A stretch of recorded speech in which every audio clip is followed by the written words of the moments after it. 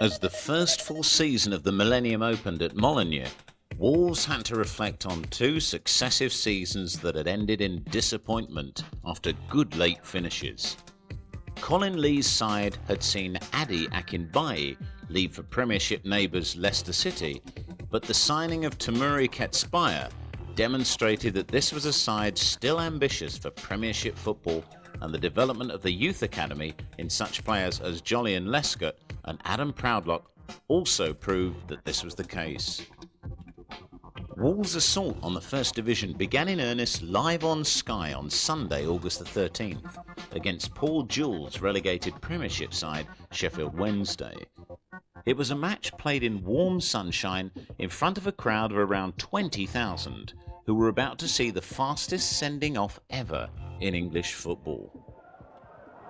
Wolves a great chance here for Ketspire if he can get away from his marker, but Pressman's miles out of his goal. And the referee's going to have a word with him.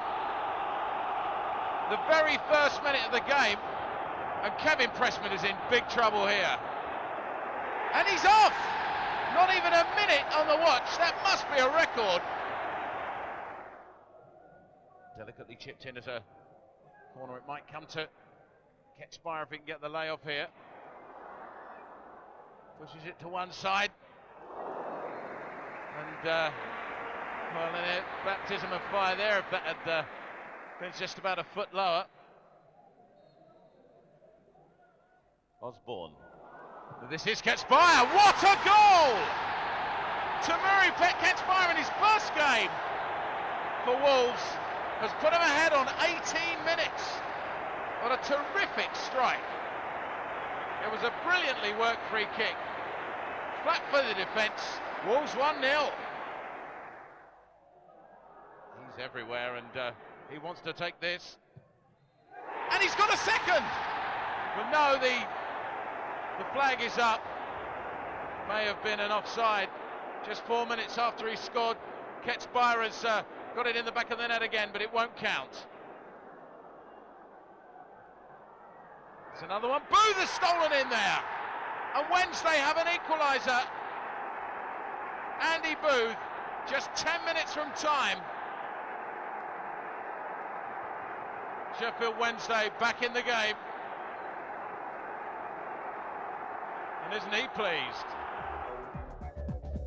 Wolves' disappointment at failing to win their first game was nothing compared to the shock revelation of Ludovic Pollet's hernia injury, certain to sideline him for several weeks. A trip up the M6 was next for Wolves to Stockport to see how well the new side would travel. Fredine gets the header, Moore controls it, does well. Moore still going, and Moore has scored! Stockport County have taken the lead. Oh, Ian Moore, brilliant, quite brilliant.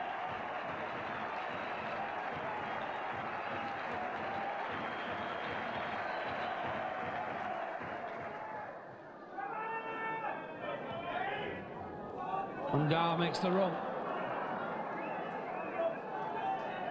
Cooper's there with him. Cross comes in, far side. Coming trouble here, Taylor's there. Oh, and he took a deflection and went in.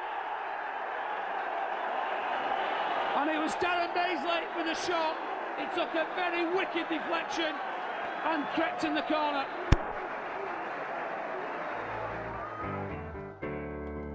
An excellent point, well rescued by Darren Baisley's late goal. Now Wolves' disappointing record in the Worthington Cup against lower division opposition was well documented, and once again found itself challenged by the visit of Oxford United in late August, a game that was unfortunately to prove successful after a single goal by Oxford's Matt Murphy decided the first leg fixture. The Oxford reverse was soon pegged back with a fine performance against newly promoted Solid Burnley on Molineux's first Saturday of the season. Both of them sleeping giants, possibly with some justification. This is Lescott. Trying something from long distance. Jolyon Lescott. Well, he was 18 just 10 days ago. Born in Birmingham. He's a Midlands boy. Nearly got a fantastic goal here. What a superb effort.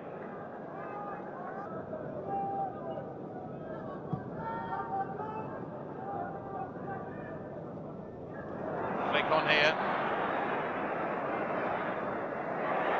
Oh, and Dar, he's just hit the post. Oh, but it's in there anyway, Sedgley. And it looked as though the chance had gone for Wolves. George and Dar, how that ball didn't go in for him. We'll have a look on the replay here. It was a terrific cross from Baisley, putting the Burnley defence under pressure. Great header from Dar. Ketspire turned it back and Sedgley did the rest with a little assist on the line. I'm looking at their watch now, they're really just a minute left. Mullin had a real chance to get the equaliser in the last minute. Wolves' good start to the season and unbeaten run in the league came to an end at Portsmouth 2 days later, despite a second goal of the season for Temuri Ketspire. Doubly painful for the travelling Wolves fans was the fact that all the Portsmouth goals came in a first-half bank holiday hat-trick from ex-Wolves man Steve Claridge. So they will have a corner. Barely 2 minutes on the clock as Claridge goes in. Portsmouth ahead.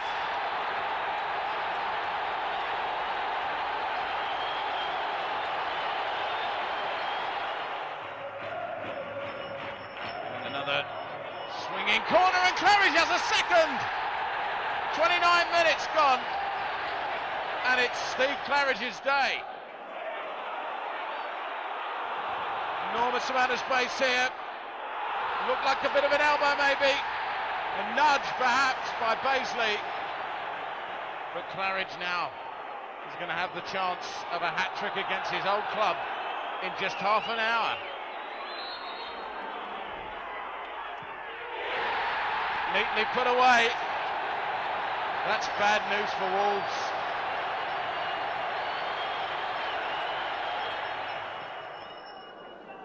His deep clearance. Ketspire. Well, that's pegged one back. Right on half time. Temuri Ketspire's second of the season. Great strike. August was a month that had begun well for Wolves, but disappointing away performances and a late drop point against Sheffield Wednesday meant there was still a lot to be done in the weeks that were to follow. Another of the Nationwide's newly promoted sides was to provide the opposition for Wolves' first outing of September. The team, Peter Taylor, now working for Leicester in England, had taken up to the First Division, Gillingham. More away woe for Wolves? Unfortunately, yes. Junior Lewis's goal as early as just the 4th minute, proving sufficient to give Gillingham all 3 points and to send Wolves plummeting to 17th position in the league. With the loss of another potential 3 points, Wolves at least had the knowledge that their next opponents were Mickey Lewis's Oxford United, only a goal up from their Worthington Cup first leg, and perhaps this opportunity would prove the first real chance of the season for Colin Lee's men to get amongst the goals again. But it was a tricky journey to the Manor Ground on a cold Tuesday evening. Adam Proudlock, recalled from Clyde, was given his debut. Much more would be seen of him in the season to come. Oxford United, already a goal up in the tie, went 2 up on 14 minutes when John Shepherd got to Dean Whitehead's corner before Michael Oakes. It wasn't until 4 minutes into the second half that Wolves got back into the game with this excellent equalising header from Carl Robinson. 10 minutes later, Jolyon Lescott was dismissed for a second bookable offence, but Wolves stuck at their task, and Robert Taylor put them ahead on the night in the 65th minute. 3 minutes later, Adam Proudlock clipped Taylor's through ball past Richard Knight in the Oxford goal for his first strike of the season, and Wolves had turned defeat into victory with a magnificent away performance. In a growing season of difficulties, Wolves now faced Worthington Cup finalists from the previous season, Tranmere Rovers, and a chance to re-establish a winning streak at Molineux. He's going to let Ryan Green take this throw. Muscat to turn it in again. Oh, it's a goal! Carl Robinson. And an early goal for Wolves. A lovely cross in. Good header too. Oh! Allison scored for Tranmere. Where was the Wolves' defence?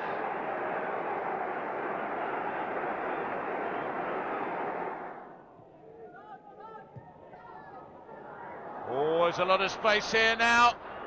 And Muscat's come back. And a bit of bundle there. Surely the first contact was outside the area. Oh, Muscat's been sent off. Well, it's out of your picture. But surely that's not it. That's innocuous, isn't it? Well, it's Barlow. And Tranmere ahead with 8 minutes to go. Controversial stuff. It didn't look a penalty to me.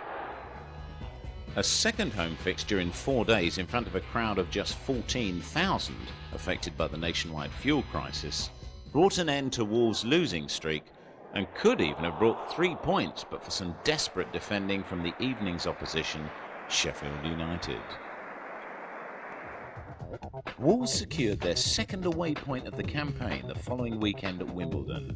Despite John Hartson putting the home side ahead in the 57th minute, 18-year-old Jolyon Lesker scored his first goal of the season 10 minutes from time to give the travelling Wolves fans some long-awaited pleasure and a more relaxed journey back than they'd had for a long while. 2 games undefeated had given Wolves a stabilised feel to the month, which was vindicated when Norwich City came to Molineux the following Sunday for a live Sky game, and in front of the cameras, Wolves finally found their scoring touch. Norwich in there. White strip. As Branch gets the ball out here, he shows a good little bit of control. Proudlock. Oh, a beautiful turn. Adam Proudlock. What an excellent goal.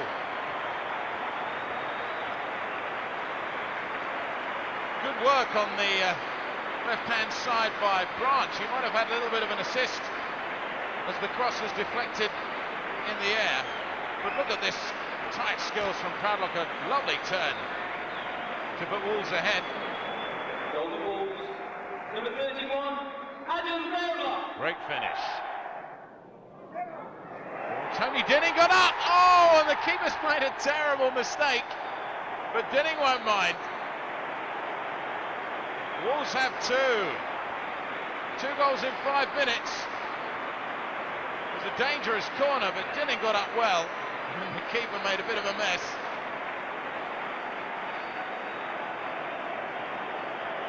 A bit of a deflection, to be fair to the keeper. Norwich looking through Cottee to get ahead. Marshall, that's a great save by Oakes. You can see just what a good save it was. It was Cottee had got into a position, a first time shot, Oakes palmed away, beat away to his right.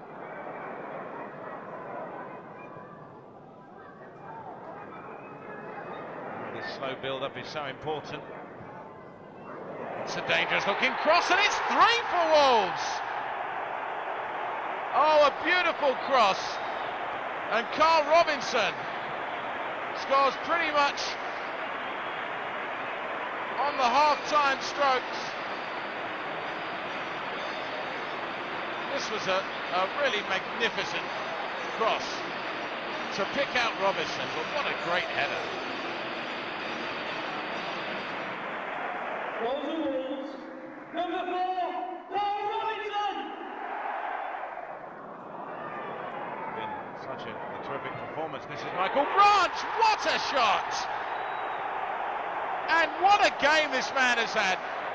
He made the first goal, and he's been so influential in Wolves' performance. No wonder Colin Lee is delighted. Well, he's the man responsible for getting this guy here and keeping him here.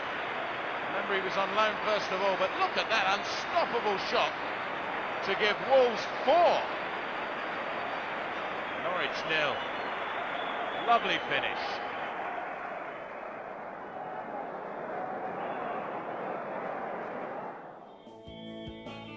Wolves hadn't reached the second round of the Worthington Cup for some time, and with a fixture against lowly Grimsby Town must have fancied their chances over 2 legs. First up was the difficult away leg, and Colin Lee gave orders to get a couple of away goals to keep the ties safe. He picks this one up, he's making a terrific run down the left-hand side, and he's round the 2 men. It was a dreadful mistake. Taylor tucks it in on the far post, and Wolves going to the lead. Murray's a long way out. Oh, it's taken a wicked deflection. Grimsby level.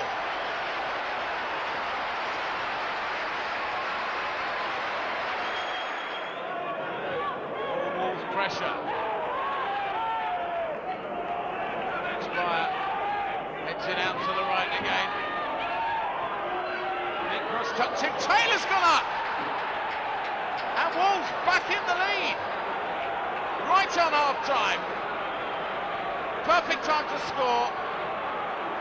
2-1. A lot of pressure to withstand. They've got the home leg to come. Rowan's header's gone in! It crept in slowly, agonisingly, and with 9 minutes to go, Grimsby are level.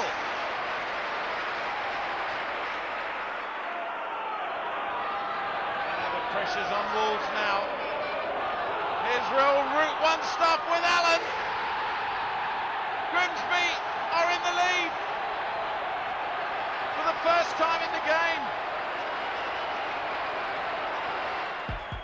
A few days later, Wolves found themselves travelling east to Nottingham with a chance to continue their improving league form, and continue it they did with another valuable away point against a struggling Nottingham Forest in a goalless draw. Wolves had their chances, but in the end it was a point gained rather than 2 lost.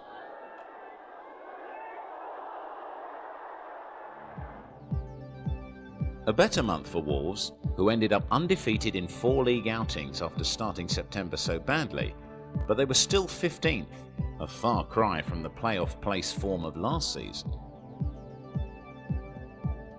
Wolves' second round Worthington Cup fixture against Grimsby Town started with a 1-goal deficit, so an all-out attack policy at Molineux was exactly what was necessary, especially in the light of Grimsby's poor away form.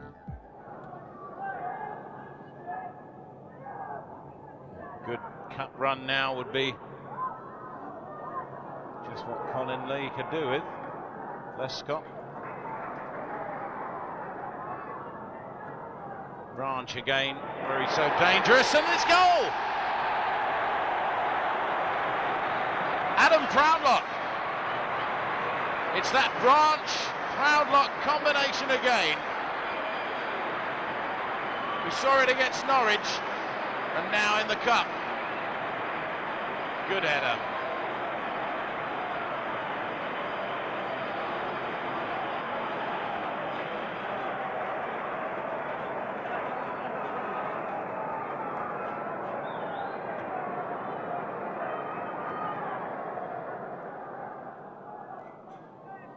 Really, they need this second goal. This is Naylor. Oh, yes! Wolves have a penalty with a quarter of an hour to go, earned by Naylor's run. Grimsby will be sick of the sight of him. He was the one who set up the first goal at the away leg, and now he's got the penalty for the captain, Kevin Muscat. Look at the keeper, he's leaping all over the place. Couldn't get that one though.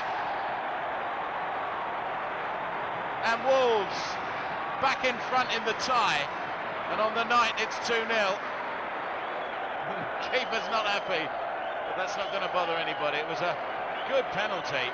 Muscat was not put off.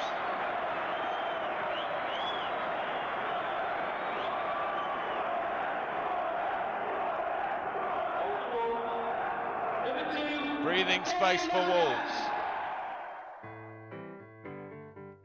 Bolton Wanderers were closing on leaders Fulham and Watford, so it looked a tough fixture up at the Reebok Stadium, as it proved, with Wolves' unbeaten league run coming to an end, despite the return of Ludovic Pollett for only his second game of the season, who nearly scored twice with 2 headers early on.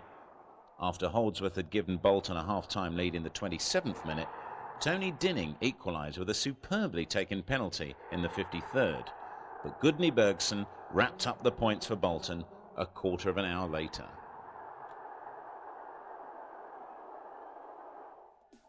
Wolves fans held their breath as their first season's fixture against West Brom came during the following week.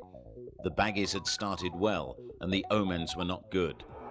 In the end, a Lee Hughes penalty scored on 18 minutes divided the teams, and it was 2 defeats in 2 for Wolves and more misery after Ryan Green's dismissal for a second bookable offence just before half-time.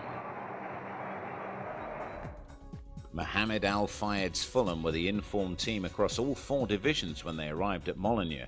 11 straight wins and on course for a 12th, which would set a new club record. But it was Wolves who put an end to that impressive run. They have this fantastic record. That's a great free kick. Denning it was who took it in the end. Good stop. A lovely ball.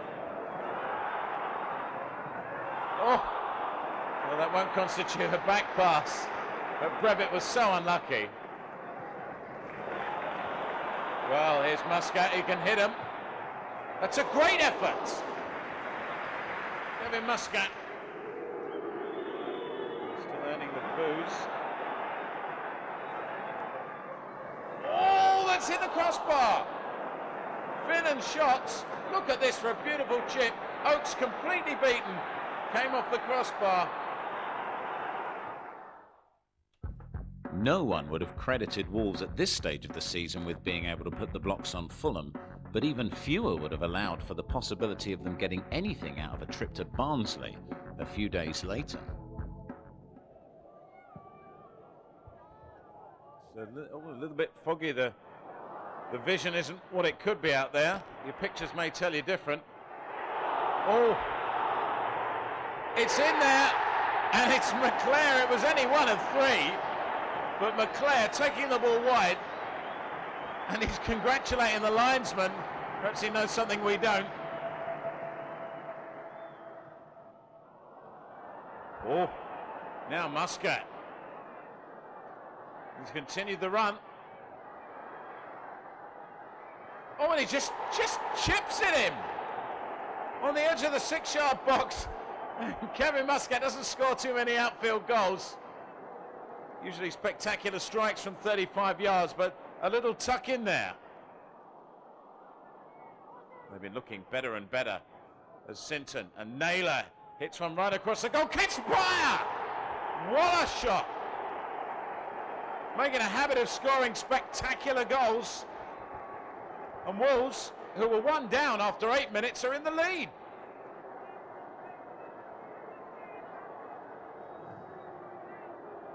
Tamuri Kitzbauer, what a goal. They've been the better team all night. This is Branch. Oh, good stop. Could have been 3 for Wolves. Played so well here.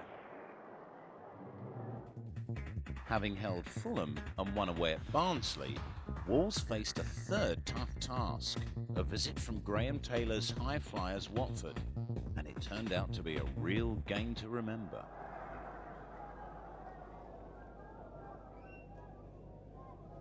So Wolves have a corner which Andy Sinton can take. A little bit of early pressure on the Watford. Oh dear, what a knock. That's Polley, he's in trouble here. Terrific knock. And he's absolutely flat out in agony there. is really not pleasant to look at. You can see here as he comes in with such a force. I think he's going to be out for a while. Wouter almost fooled himself there. This is Neil Cox. Oh, a lovely delicate chip. And Watford take the lead on the half hour. It was the approach work from Wouter and a quite exquisite chip from Cox. Oakes had no chance. Number 2, Neil Cox.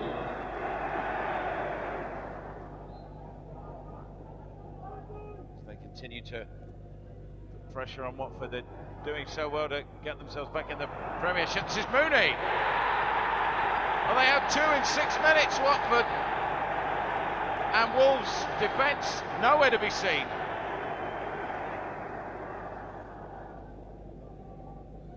They played so well that Wolves can come back. That looked like a nudge in the back. And it is a penalty. Paisley against his own club, old club, turning the ball in there was definitely a nudge on Robinson.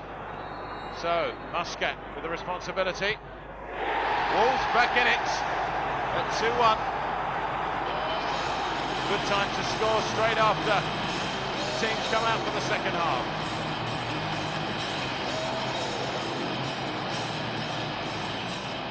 Beautiful penalty. Just a quarter of an hour to go. Dinning. Oh, what a goal! Tony Dinning.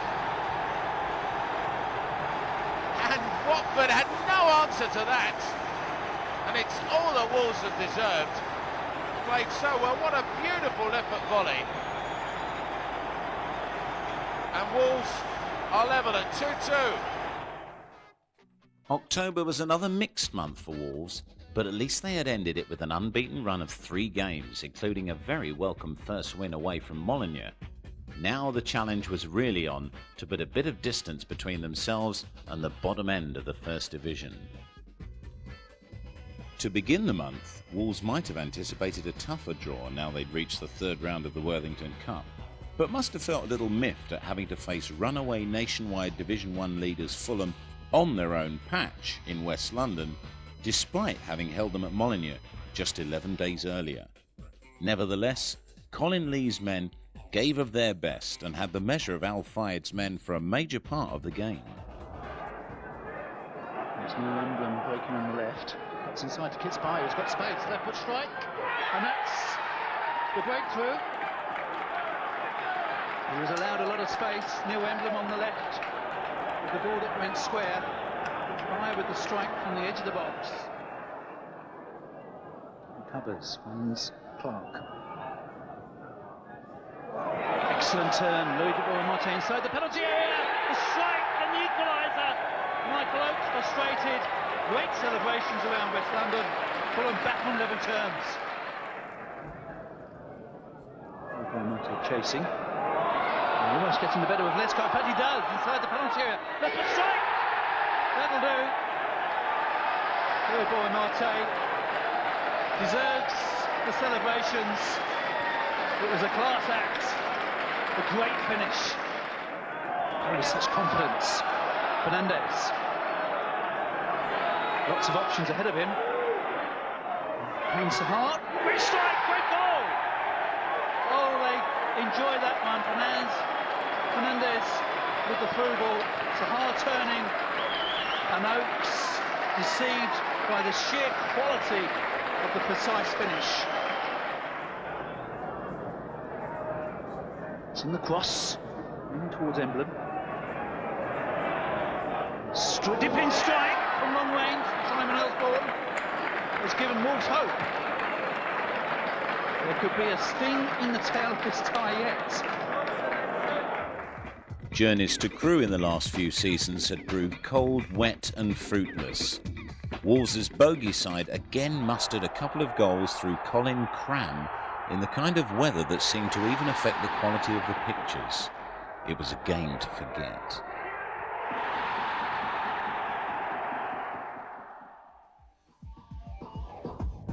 After the misery of Crewe, it was just Wolves' luck to face Alan Smith's much improved Crystal Palace side at Molineux. The Londoners hadn't won there for a while though. Now Palace can really break. Friedman, listen to those boos 20 minutes later. Oh! More boos now, because Friedman has put Palace ahead. And it was a great goal. Oaks had no chance.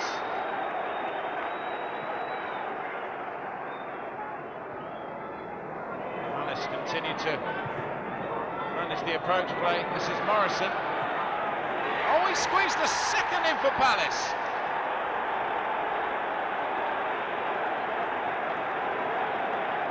Lovely goal. Dar running to the byline. It's squeezed in there. Michael Branch has put Wolves back in the game.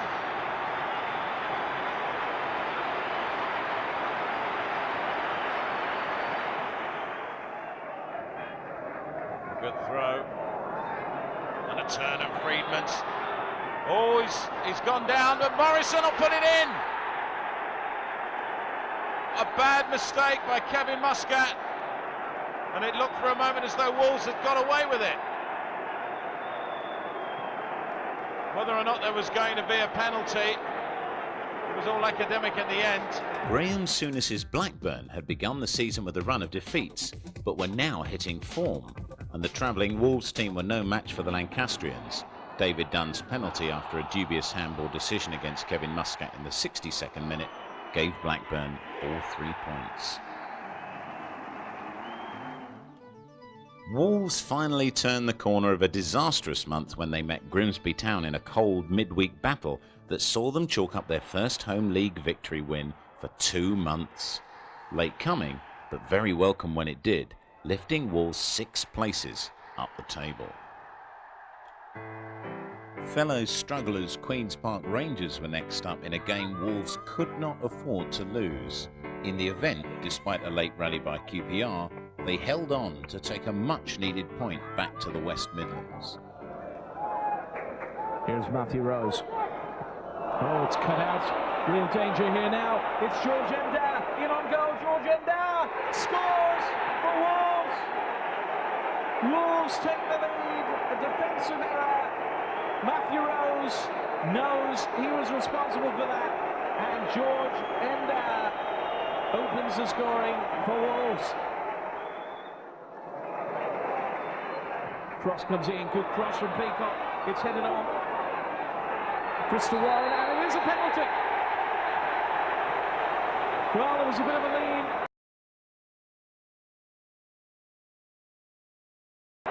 On Richard Langley. And Gavin Peacock now has a chance to bring QPR level. It's going to be a booking as well. Simon Osborne, not very happy. He's a former QPR player, of course. So, real chances here now for Rangers. Gavin Peacock from the penalty spot. He very rarely misses. Up he steps. It's saved. Chance again. And from the rebound, Peacock hits it in. Rangers equalise. It's Queen's Park Rangers 1, Wolves 1. In it comes. And the header. It's in the back of the net. Wolves have scored again. And this time, Ludovic Ponnet brings Wolves back, and the lead 2-1. And again, in defence, Rangers were nowhere. Langley, Wardley, Peacock, again. Oh, what a goal! Gavin Peacock with a real screamer from 25 yards out. He took that on the volley, and that was something. Gavin Peacock equalises. Well, we thought to ourselves it would take something really special to get QPR back into this game.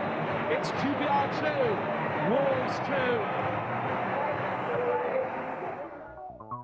November had started badly with the cup defeat at Fulham and then got even worse with defeats against Crystal Palace and Blackburn. But again, a face-saving victory over Grimsby and a point at QPR at the end of the month had kept things from being a complete disaster, and Wolves just about ended the month in 16th position. The visit of Dave Bassett's Barnsley provided happy memories of October's away victory for Wolves, and the first fixture of December was doubly welcome, providing Wolves' first double of the season after two well-taken goals, one in each half. Two famous old clubs, Barnsley and Wolves. Love to be this game being played in the Premiership. Oh, and a slip here. Barnsley could be in. A good stop from Oakes. Early on, Oakes was challenged. He was equal to it. Kept his knees together.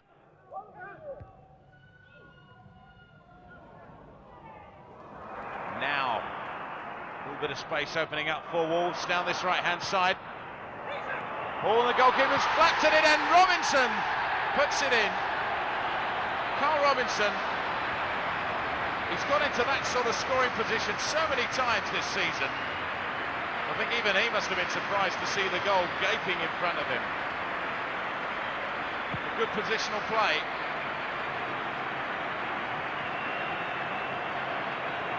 Was a good cross, but the keeper's got to take some blame here. Tap in for Robinson. And the cross, oh, Dinning! Did he get hold of that? The keeper saved, similar to the save Oakes made. And another chance, but Miller doing well. Good stop. Oh, this is a superb run from Naylor, and Dinning, that must be over the line. Miller was almost touching the back of the net when he saved it. And the assistant referee's flag raised high. Get a better idea from this angle of what a good cross that was from Naylor. Dar said, yes, that's definitely over. Dinning has another goal, and Wolves have two.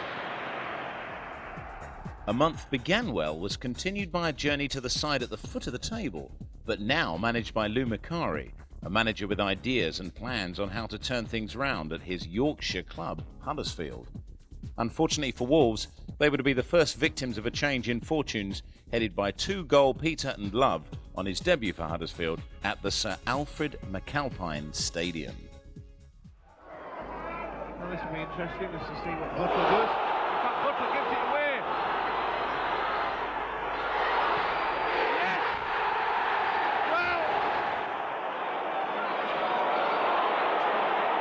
Facey should have sailed the pass, and now Facey loves it into... Oh! What a goal! Delroy Facey coming in! Delroy Facey doing the chasing. In fact, there's a chance here for Pete Redlow, and Delroy Facey. Oh, brilliant! Oh, wow!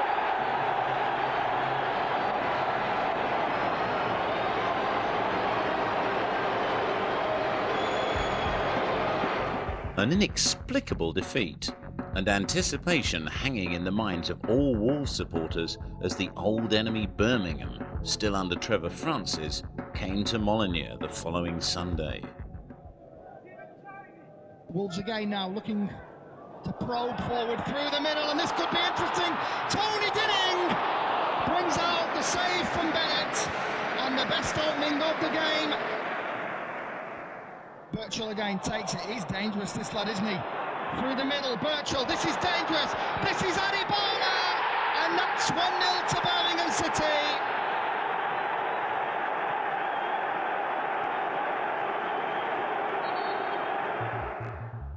Following the Birmingham defeat, Wolves' fifth in 8 games, which left them just 1 point clear of the relegation zone, Colin Lee resigned. John Ward was put in charge of the club as caretaker manager, and his first task was to take his side to Hillsborough to try to stop the rot at struggling Sheffield Wednesday, with Keith Andrews making his debut on the day. Incredible atmosphere, by no means full, Hillsborough. to Andrews. A dipping volley. He could have had a bit more luck on his debut.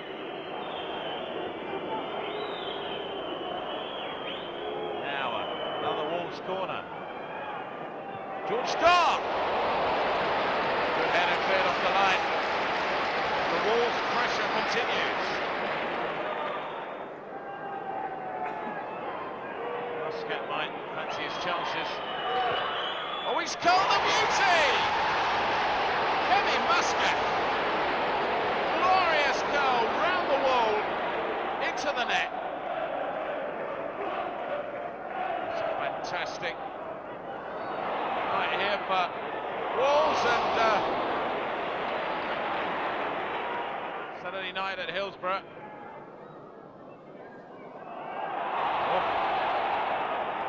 Foul, the referee allows the play on.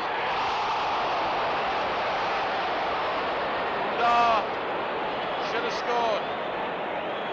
It would have been safe. Wolves' caretaker manager's joy was short-lived 3 days later when Lancashire's finest, a new-look Preston North End, proved too much at Molineux in the Boxing Day fixture, Ian Anderson scoring the winning goal after a quarter of an hour to accentuate the gloom for the West Midlanders. John Ward had suffered a disappointing start to his caretaker manager's appointment, but soon overcame this with the visit of Stockport County in an exciting cut-and-thrust encounter that had the fans of both sides on the edge of their seats throughout. Brilliant interception from Naylor. Oh, that's a lovely ball! What a goal! Brownlock into the snow. Naylor had the vision. Brownlock beat the offside trap and puts Wolves ahead.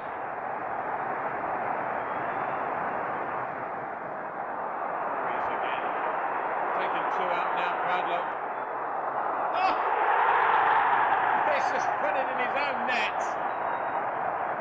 And all the work of Adam Proudlock, he couldn't really stop himself. He was trying to put it wide.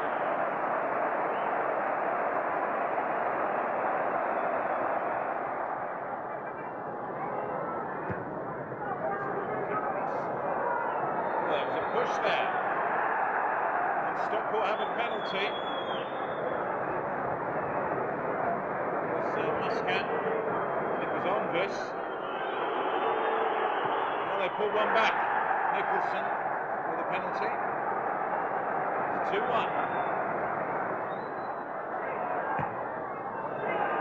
Minute or so left. Branch! What a goal! And look at that. Leans on the corner flag.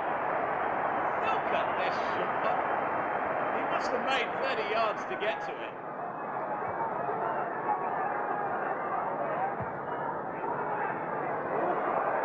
There's a real chance here for this.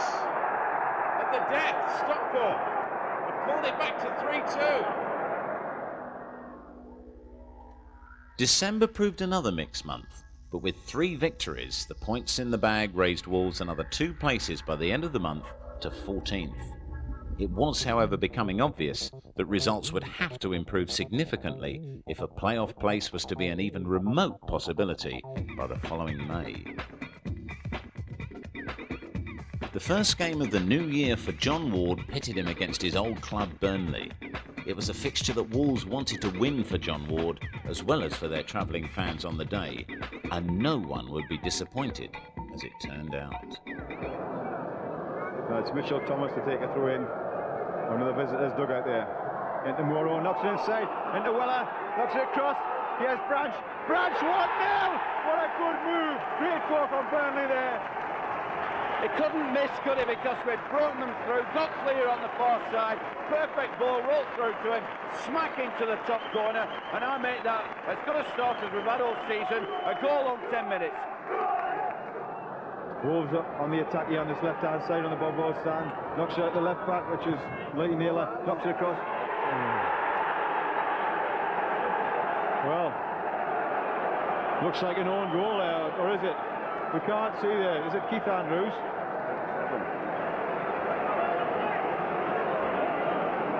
Well, we don't know how that went in, but across from that, from Lee Naylor there, 3 or 4 players went down in the tackle there, and it's ricocheted off one of the forward. Burnley 1, Wolves 1.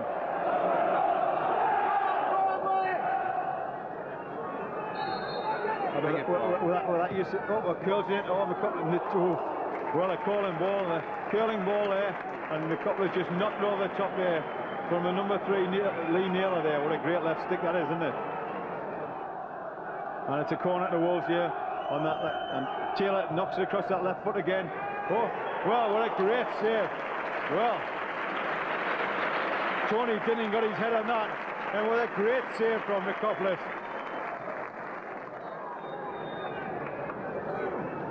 And it's going to be whipped in with the left foot here by this Lee Naylor again. Oh, he scored there. Well, I don't believe that. I said that sweet left foot in Lee Naylor's there, and it went straight in the back of Burnley's net there from way out on the touchline there. Went right across all the defenders and curled it right into the far post.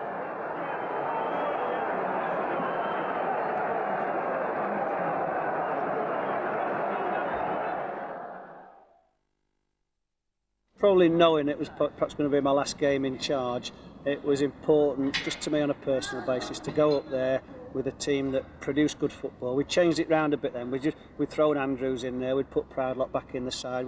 I'd gone with the young kids and given them a little bit of chance to play, and they'd had 2 wins out of 3, but to go up to Turf Moor in what was a big game and had a big period really, because if we hadn't got any points out of those 4 games, our club would have been in the bottom 3 or 4.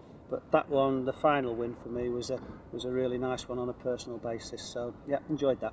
Did the players know how much it meant to you? Yeah, I think they did, because the other little point, if you like, was when Lee Naylor's free kick went in the net, the players actually celebrated in front of the bench. It was pretty close by. They came up the side and there was a big celebration amongst the players and the staff, and that gave me a nice little buzz. Even at my age, it was nice.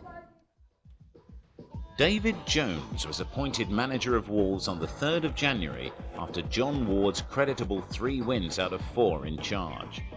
His first decision was to retain John Ward as assistant manager before getting on with the task of overcoming David Platt's Nottingham Forest side in the 3rd round of the AXA-sponsored FA Cup at the County Ground.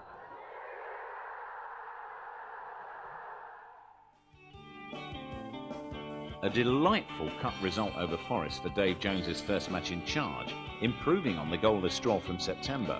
But it was soon back to the bread and butter of the league the following week against struggling Portsmouth. As early as the 20th minute, Wolves moved ahead when Michael Branch beat Jason Crowe by the right-hand corner flag. Adam Proudlock ran over his low cross, and the ball ran to Sinton, who tucked it home for his first goal for the club. The goal led to a spell of heavy pressure from Portsmouth, and 7 minutes later they drew level when Miglioranzi's cross, which appeared to be covered by Oakes, was sliced into his own net by Julian Lesker. 2 minutes from time, Wolves were awarded a penalty when Emblem was tripped in the box by Miglioranzi. Muscat took the kick, but his shot clipped the top of the bar and 3 points went a-begging.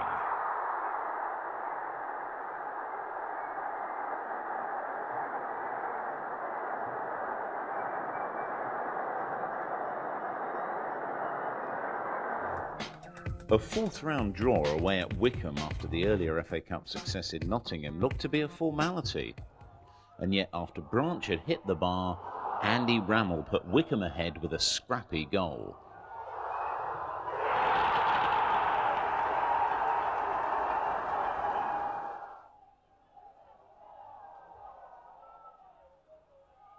In the second half, Pollett's header hit the bar before Carl Robinson found an equaliser.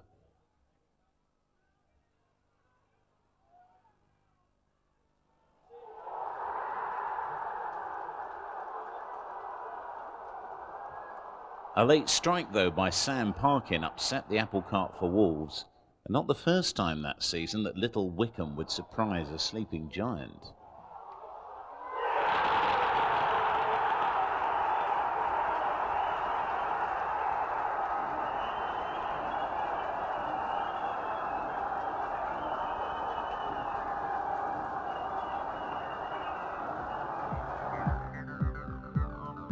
January saw Wolves retaining 14th place despite only one league win in the month.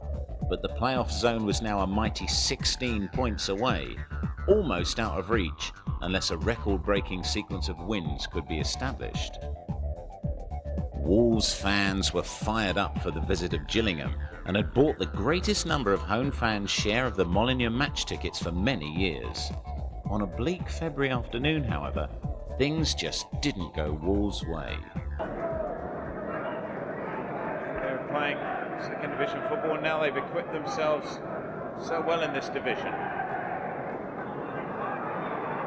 It's a good-looking cross. King's in there! And Gillingham have the lead, and it's no less than they deserve.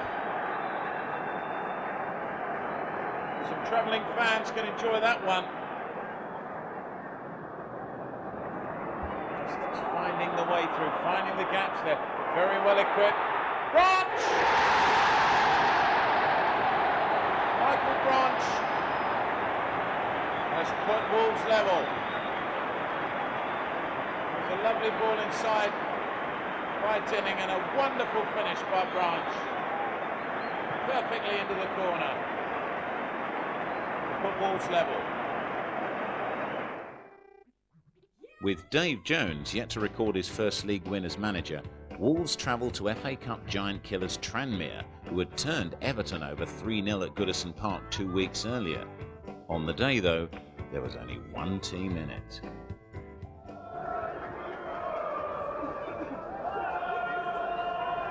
Showing. Cleared by Hill. Towards Parkinson. Never came. It was brought with a header. Here's Wolves on the attack. Oh, he's put it in his own goal. Oh, dear me. Sean Flynn is going to be kicking himself at that one rather than his own net. The cross coming from the right-hand side. Own goal, and Sean Flynn has put Wolves in front. There's Hume. And Hill, in fact, I should say. Here's Branch. Still Branch. Number 2. It's Pryorrock gets a second goal for Wolves. It's Tranmere 0. Wolverhampton Wanderers 2. They've been caught napping there.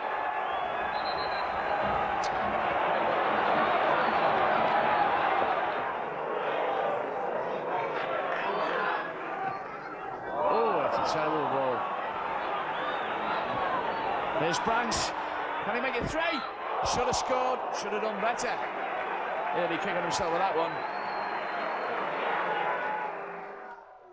Wolves had got back to their winning ways, but had to wait 10 days for their next game after the Wimbledon home fixture was postponed, and they went down 1-0 at Sheffield United, Jaffo putting the home side ahead in the 21st minute. Kevin Muscat had the chance to level the scores in the 63rd minute after a push on Proudlock, but the Wolves captain put the ball wide, so Wolves went home pointless, despite all their efforts on a difficult night.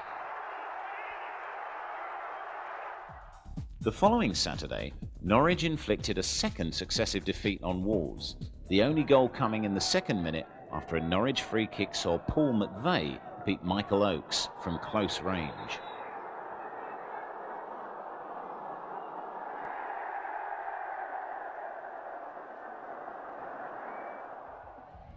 February had begun so promisingly for Wolves, but the 2 successive defeats left the West Midlanders in 15th position in the table, just 5 points clear of the drop zone. March would have to bring an end to the losing streak. The month began badly for the club with the news of the death of legendary Wolves player and manager Stan Cullis.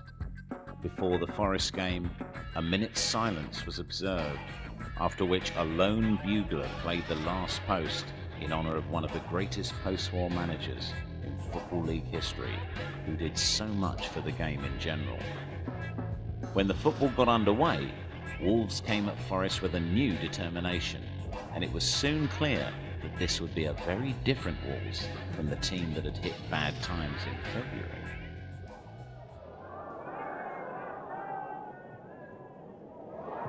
Oh, that's a good one. It got a deflection. Ball could have gone anywhere there. Right at the beginning. Proudlock's effort, but deflected wide. It's a good cross. And two cleared it off the line. 20 minutes gone. It was another superb corner. And Dar was the man who got in. Cleared off the line. Forest have managed a couple of attacks, but we got an incident here off the ball. And I think Johnson is on his way into the ball.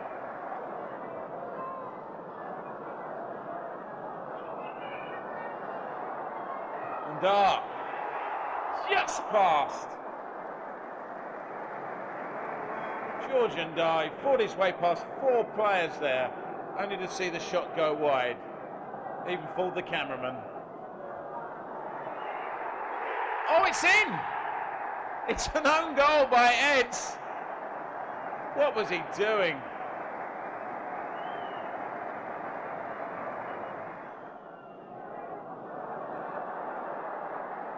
Dar, terrific acceleration. Inside onto the left foot. Throws it through for Proudlock. And Wolves, a deserved second goal.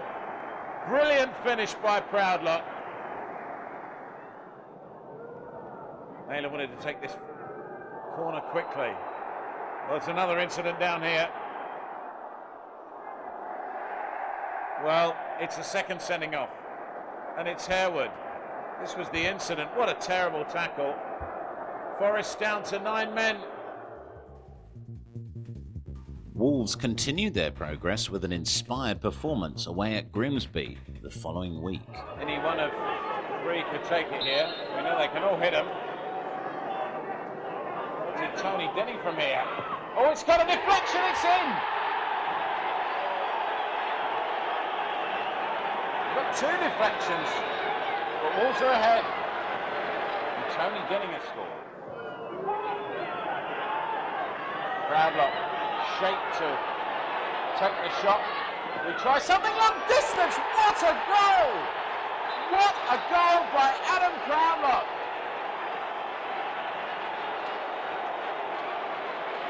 We're going to see more of those salutes.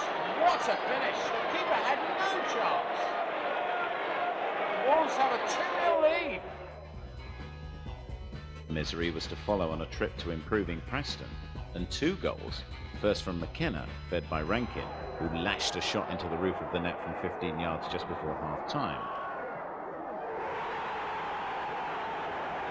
And then late in the second half, from substitute Richard Cresswell, who got his side second after latching onto a short pass and drilling the ball past Oakes into the corner of the net.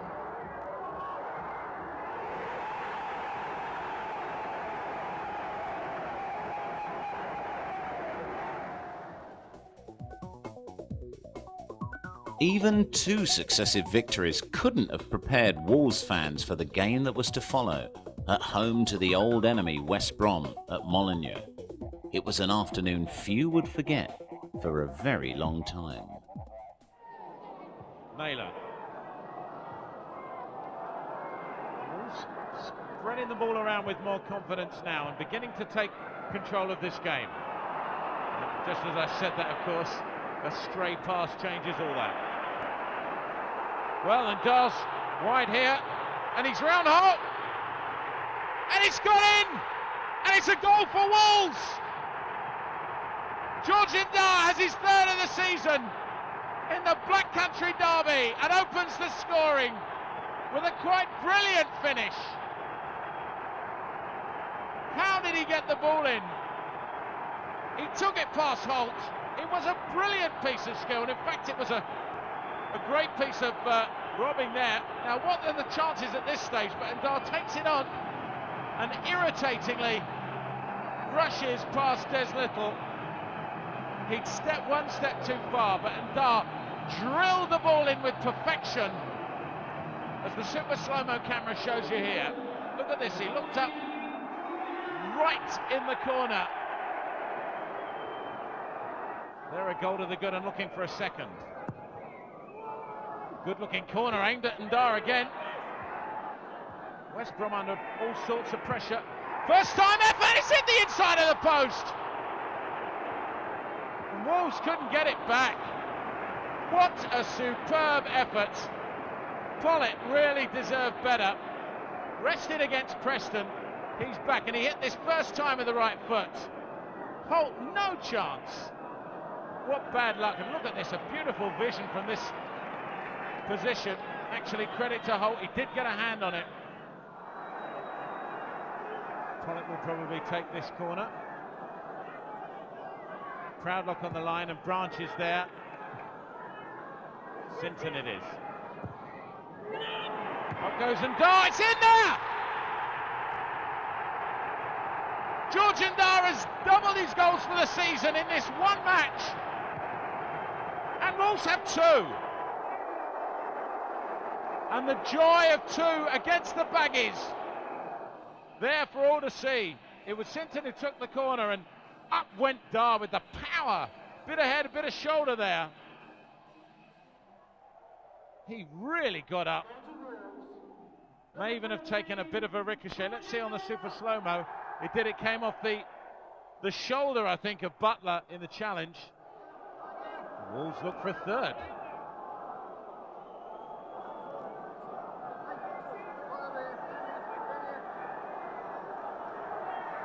Branch has gone up there on the far post. Oh, what an effort. Muscat has scored some absolutely spectacular goals for Wolves in the last few seasons. Well, that would have been a great one. Oh, that was just over. It's not really fair to say they played badly. I mean, it's Wolves that have played well. Completely outplayed their West Midlands rivals. The corner comes in. Up goes Pollitt, and it's gone in!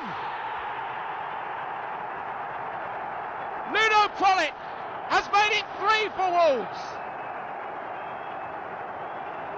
Goal number 2 for him in the season. He got up like a bullet, and the ball seemed to trickle over the line. Proudlock made all sorts of efforts to touch it. And Holt, who presumably was convinced he was going to, then let it trickle between his legs. And must feel a real chump, but it's a goal for Ludo Pollitt. One Adam Proudlock. But no goals for him today. Oh, appeal for an offside. Oh, what a goal! What a finish by Neil Clement. Well, he looked offside, but he didn't hang around to wait for the whistle.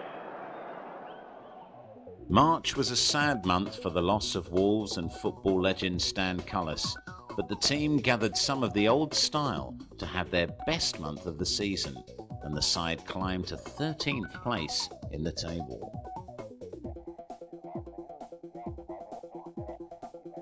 Wolves once again faced their old adversaries Birmingham City away on April Fool's Day for the second successive year, with new loan signing Sean Connolly coming in for the suspended Kevin Muscat, and they were after revenge for the home defeat earlier in the season, which they got less than a minute after the kickoff.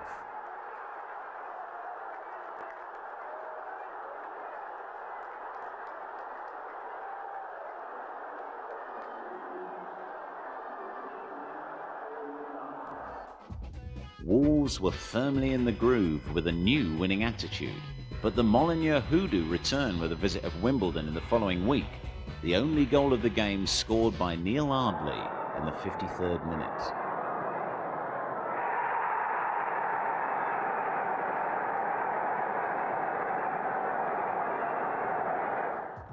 Wolves slipped to their second home defeat of the season the following Saturday against Lou Macari's struggling Huddersfield side, Delroy Facey scoring the only goal of the game in the 9th minute.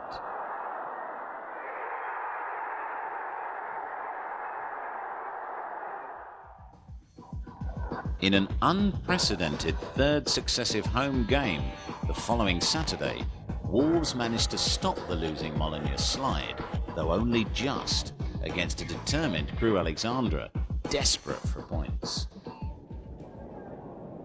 Naylor trying to find out who to get that throw to now, and he's on for the ricochet. Georgian Dart.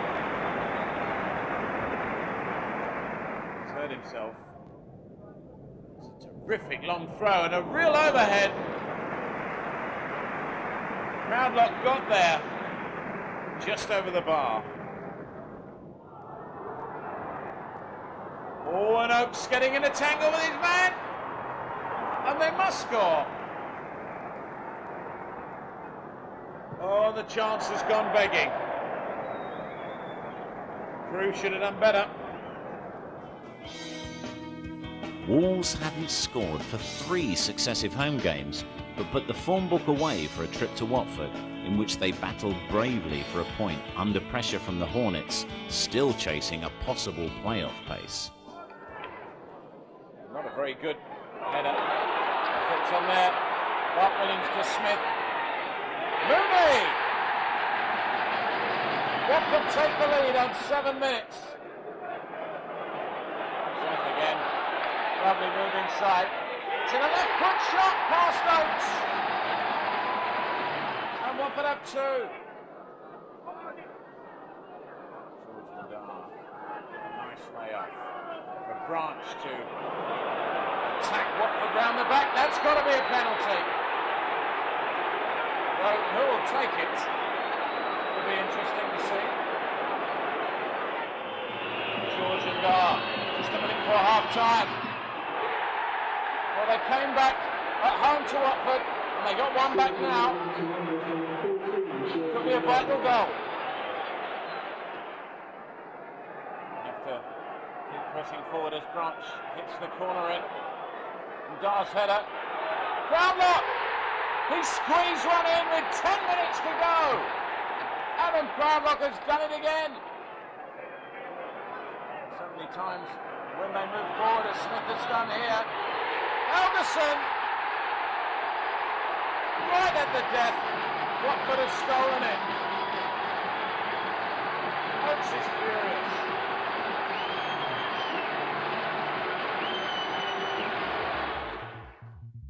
Dave Jones made 6 changes from the Wolves side that lost at Watford, determined to break the Molineux goal famine against Graham Souness's high-flying Blackburn side. Sinton. Robinson's done really well here. What a beautiful little work move between Robinson and Sinton, and he was so unlucky with that shot. And here they come again. It's a great looking effort. Oh! Off the post. Georgian Dart. He did well to reach for it. Blackburn lucky. Well, here's a chance. What a save! Michael Oakes. Just a fingertip reflex. Keeps Wolves in the game. Oh, a beautiful breakthrough here. Dunn's right through. Oakes saves Wolves again. With Wolves finally beginning to climb the table again, a fixture against champions-elect Fulham arose, and the Wolves fans wondered if that old gold and black magic could weave a win for them.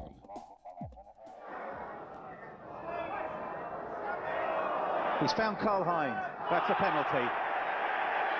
That's a penalty. No 2 ways about that. A shove in the back. Will Michael Oakes do what no other keeper has done this season? I don't think so.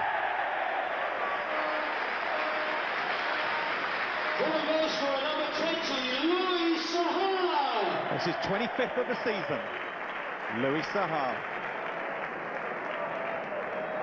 Now Betsy plays it forward to Saha, to Wayne Collins, to Saha again. It's still in the box. Reeder's bowled over. It's a penalty. It's another penalty. It was so clear cut.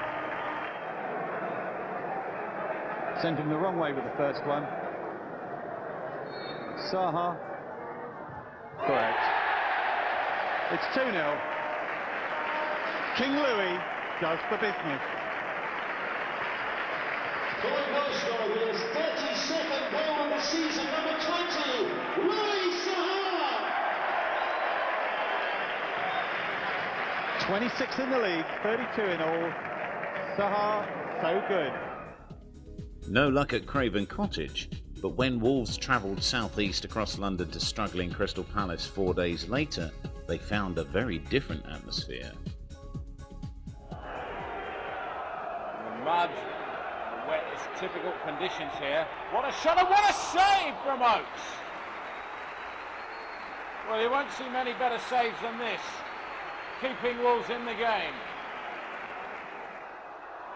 They're the ones who need the points. That's a big hoik forward by Muscat. There's opportunity for Sinton. What a goal! Andy Sinton just stroked it over the keeper to put Wolves in front. A place where they haven't enjoyed the greatest record. Branch picks up. That was a mistake. Proudlock's onside. Adam Proudlock. What a finish. Wolves have two. Just 5 minutes into the second half. Great finish. What an instinct and what a goal.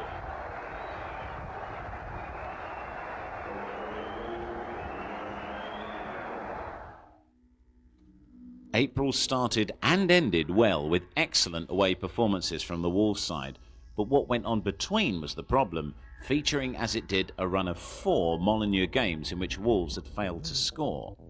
Even so, Wolves now occupied 12th position in the table, their best placing for 3 months. With a postponed fixture against Bolton still to play, Wolves had the chance to break their goalless run at Molineux. In the event, goals from Holdsworth and Ricketts left the home fans disappointed, but at least they still had a game left to recover the Black Country goal touch. I'm sure Dave, with his experience in the Premiership with Southampton, will hold us in good stead next year. And as long as he gets the support, financial support, from Sir Jack and the team, I've every hopes that next year the playoffs will be the minimum we'll attain. I think that's to be Adam Proudlock. I've been very impressed by him. I mean, one of the youngsters you could put in easy. I mean, I thought Keith Andrews has played well. We come from Oxfordshire, so I knew about him when he was playing at Oxford, and they were saying, "Oh, we're going to sign him up from you." And I said, "I don't think it's going to happen." And he's come back again, like Proudlock. He's come in and he's made his mark, and it's very encouraging. Well, who do you think, if it was for looks, who do you think would be the Wolves player of the season, if it was looks only? Probably Ryan Green. Ryan Green. Would you agree Michael with Branch. that? You think Michael Branch? Yeah. Probably best moment probably was beating the Albion. Of course, to everybody, beating the Albion. But a lot of people have been saying that George Ndar should be player of the season just for scoring 2 goals in that game. What do you think? I wouldn't say that, but yeah. Who would your player of the season be if you pick one out yourself? Probably Leicester, because of his play at the back. He's been brilliant. Right, a real find for us here. We've got the Wolves Academy under 9s. Now, can we go through just telling us who your names are? Nathan. Nathan. Sam. Sam. Nathan. Nathan. Ben. Ben, right. Ben, you're going to be the spokesman. I've just picked you. What happened this morning? I believe you've already played a game this morning. Yeah, because we went, we played the game, we played 4 offs for the Wolves, and we played 15 minutes each way. And Nathan scored the first goal, because Nathan set him up and he just scored. Right, so you tell us a little bit. What did he miss out there? So? Did he miss out? Is there anything he missed out? We scored. You scored? What was the score? We won 12-2. You won 12-2. Who were you playing? QPR? No, it was playing Wrexham. Wrexham. So they'd come all the way across from Wales, right? Where does that put you in the? Are you in a league? We're not in a league, just friendlies. Just friendly. So what's your season's success? How have you done in the season? All right, yeah. You done? We've only lost 3. Only lost 3. Yeah. So you guys, I imagine that you're going to be playing next season, are you, for Dave Jones? He's a defender and he scored 2. He's a defender. Well, what's could do with it? You left-sided. Hard defender. You kick with your left foot. Oh, in the middle. Well, that could do. That could do. What about you now? How many have you scored this season? 3. Oh, I scored 3 today. And I Scored 3 today. How many you got in the season? 21. 21. So Adam Proudlock's got to worry about you, hasn't he? You got even more. What's your name? Nathan. You're Nathan. How many did you get? I got 2 and I got 35 and I scored 35. 35. Is your nickname Steve Ball by any chance? 2. No. Are you all 4 of you are local boys? Are you? Yeah. So how do you get into the under-9s? Do they come and watch you? Yeah, we just in the tournaments. They just come and watch you and see how good you are, and they just like bring you down. For trials for 6 weeks, and if you're good enough, you get to. Are you mates off the pitch as well? Do you kind of go out for a drink together at the weekend? For a lemonade or something? No. Well, you're coming to watch the game today. I believe you're going to be going on the pitch, aren't you? Yeah. We get a big buzz out of watching these, and some of the actual first team more often than not. The enthusiasm of these kids and everything is brilliant. They put so much effort into it. And a cracking little team. It's their first season. And we've only lost 3 games all season. We've been to Liverpool and beat Liverpool. We've beaten Everton. We've been nearly all the top academies. Done Villa twice, beat Birmingham twice. So we get a real buzz out of these kids. And you start thinking maybe 7 or 8 years from now. Well, they've just signed their 2nd contract already. So you never know. You never know. It's like a few, Bob. I was going to say, I bet these guys are on more money than I am a week, aren't they?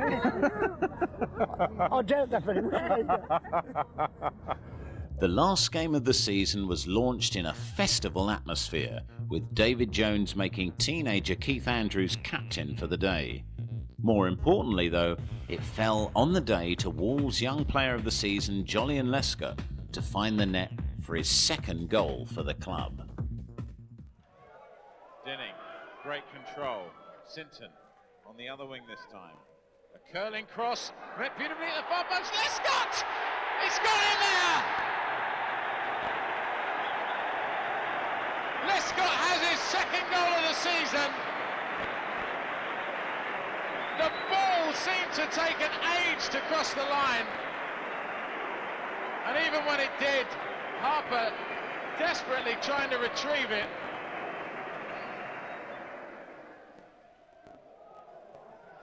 Crouch headed it down, but there was nobody up with him.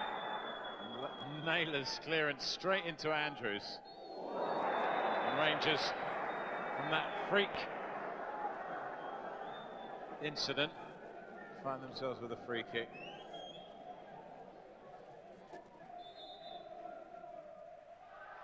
Curled in beautifully, what a goal! Paul Bruce hammered that in, left-footed. Paul Bruce, what a super free kick. Oaks had no chance. And the man who scored today, he got Wolves' goal. And receiving the award from Sir Jack for the 2nd season in a row, Jolyon Lesker, Wolves' Young Player of the Year.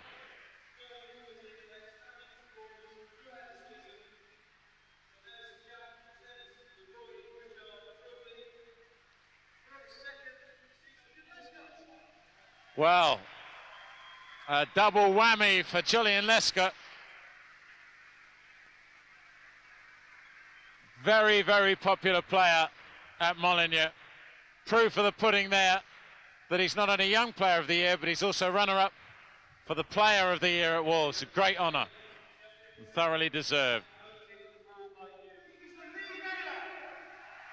No surprises. It's 3 out of 3 for Lee Naylor.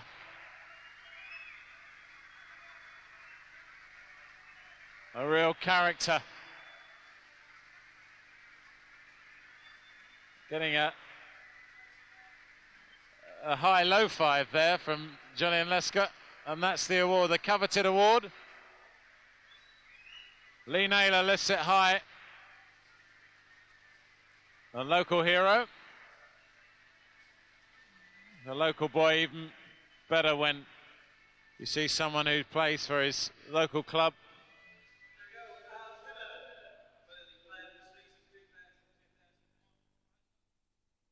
very difficult for you in many ways, John. I don't think anyone would have envied your position. You had to take over as caretaker manager. You managed 3 wins in 4, which is pretty successful. You must obviously, I mean, Wolves have stuck by you. You've continued as assistant manager, but I would imagine for a while you must have thought, you know, I might be going out the door as well. Yes, it did occur to me, particularly after the Burnley game when I knew Dave was coming in, and I'd actually started to clear my desk, as you do, and get on with it, because you know sometimes managers come and bring their people, which is fine, it's part and parcel of the game, and I have no problems with that. But credit to the man, Dave phoned me up the day before that he was due to be introduced to the supporters here and said he wasn't going to change anything and he wanted to work together, and given time we would get to know each other and work at it, and that time's been given. We've had the 4 months together. He's made his decision at the end of the season that he wants to keep the staff together. Hopefully we've got the opportunity to change 1 or 2 other things within the football club, and if there is optimism, I see it there, that the manager's now got a little bit of licence to change, move ahead and progress, and I think Dave Jones is a progressive man and a progressive manager, and I'll be pleased to work alongside him. And like you say, we've got these good young kids coming, and a lot of people have contributed to their development into this first team. What we have to do now is make the best use of Adam Proudlock's goal scoring, make the best use of Les Scott's defending, make the best use of Andrew's midfield play. Lee Naylor's got the Player of the Year. He's already improved with a 12-month period since we've been around at it. So there's a lot of things to look forward to, a lot of things that have been successful. Whilst the results have not been what we wanted, there's a lot of things to push on with. I think Michael Oakes has been a success in goal. You know, he's got 17 clean sheets, which is very good. Our defending as a team is in the top 6 in the division. We need to improve the goal scoring prospects, and that'll be something that Dave and I'll look at very closely. Excellent. Well, finally, a few questions about today's game. About Mike Stowell coming on at the end. Well, what was that all about? Well, they reckon there's no room for nostalgia and feeling in the game, and today there was, and I think that's nice. I think Michael Oakes, as I say, has established himself as a very good goalkeeper, and Mike Stowell will probably be one of the first to appreciate that too. But to throw him back in there, you saw the reaction of the crowd. Mike Stowell's been a favourite of this crowd, and Molyneux, and quite rightly so, because he's been a fantastic pro and he's done fantastically well at this club and he's achieved a lot. And it was a nice way, I think, from the manager to say to Stowley, go and get your little moment of applause and thanks. And it gives Mike a chance to say thanks to the supporters as well. He's been a good servant, deserved that today. Wolves finished the season in the top half of the table, something that had looked highly unlikely at the end of February, and they could also claim to have found an array of young talent not seen before at the club for some time. Jolyon Lescott, Keith Andrews, Tony Dinning and top scorer Adam Proudlock were just 4 reasons to be confident that next season Wolves would go on to greater things and Dave Jones could take his Black Country Warriors back to the Premiership, where they belong.